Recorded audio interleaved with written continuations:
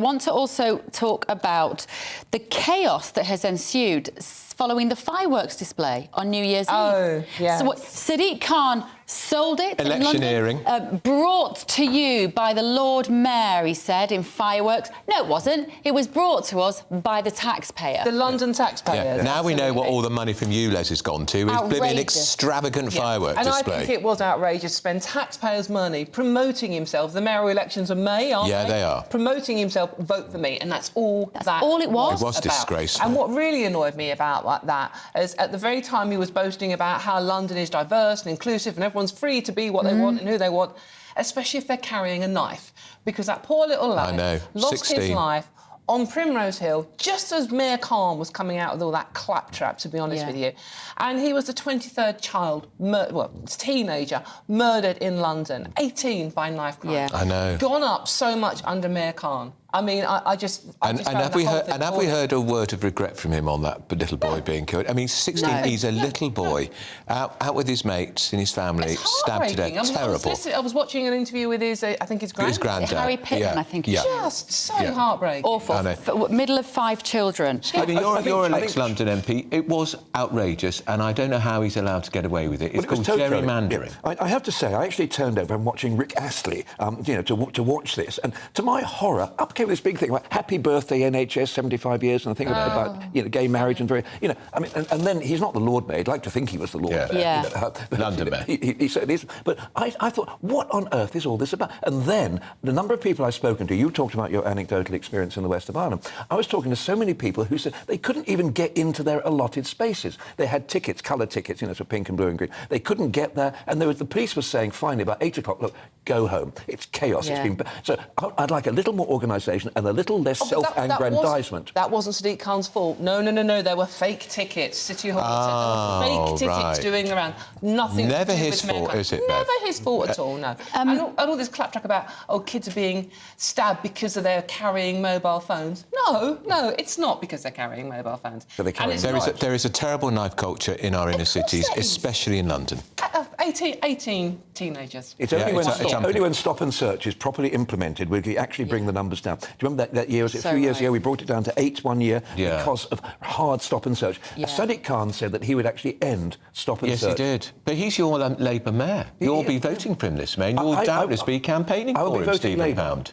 But will you be campaigning for him? Yeah. I will actually be... I'm twinned with Barnet, so I shall be popping up there and doing a fair bit of work up there. You're sitting on the fence, unlike... Of course I'm sitting on the fence. He's going to campaign for him. Yeah. What do you think I am, a Liberal Democrat? He's going to campaign for this terrible mayor, isn't he? Yeah, why would you do that, Stephen? Why? Name one good thing he's actually done. What, Sadiq Khan? Yes. I think the central London ulez was actually a very, very good idea, without a shadow of a doubt, even though it was Boris Johnson's idea. That was Boris Johnson's idea. Yeah, but what about the extension and the way it's been implemented? What are we talking about next? The Elizabeth line. The Elizabeth. I will give somebody. It may not be him, but the Elizabeth line extension from London, from Paddington out towards Reading and Berkshire wasn't down to him. Is good. Probably nothing to do with him, is it? I think that started under. It actually goes right back to Ken. I mean, Ken Livingstone increased the number of buses in London, and that was a brilliant piece. And also the Elizabeth line was late, too, on Transport for London, which has also got no money. Well, and there's a problem. There's a bag on the line at Acton this morning, which is... It does I've done this joke. Were you on there again? No, it's a shopping bag. Can we just think about... We interviewed David Davis yesterday, and David Davis said... he wrote this letter to the Conservatives on Andrew Pearce's page in the Daily Mail, and it was basically saying we need unity. And he mentioned on the interview with us yesterday the significance of next year's London mayoral election, because he thinks there are so many people who are unhappy with Sadiq Khan that actually Susan Hall, anybody, could win it for the Conservatives, even though she is not a household name. A lot of people would fail to recognise her if she walked down the street. People might just vote for Susan, and I would support her. I think she's fabulous. When you meet her in real life, we met her at the Tory Party conference. You've done a big interview with her. Has she got any chance, Dawn?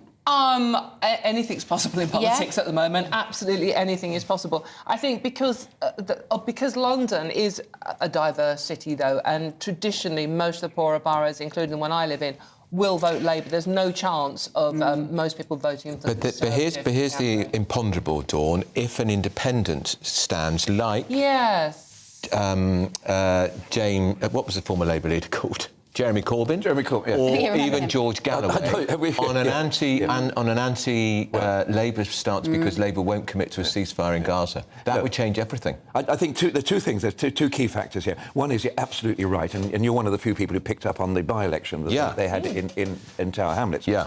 It's quite possible that a large number of those traditional Labour voters, particularly from Pakistan and from Muslim-heavy constituencies, will not vote Labour this time. The second thing is, last time, Susan Hall might well have won because it was transferable vote. Yeah. This time, it's first past the post. Yeah. So that means all those people who would say, well, OK, I'll vote for Sadiq, but I'll give her my second preference. Yeah.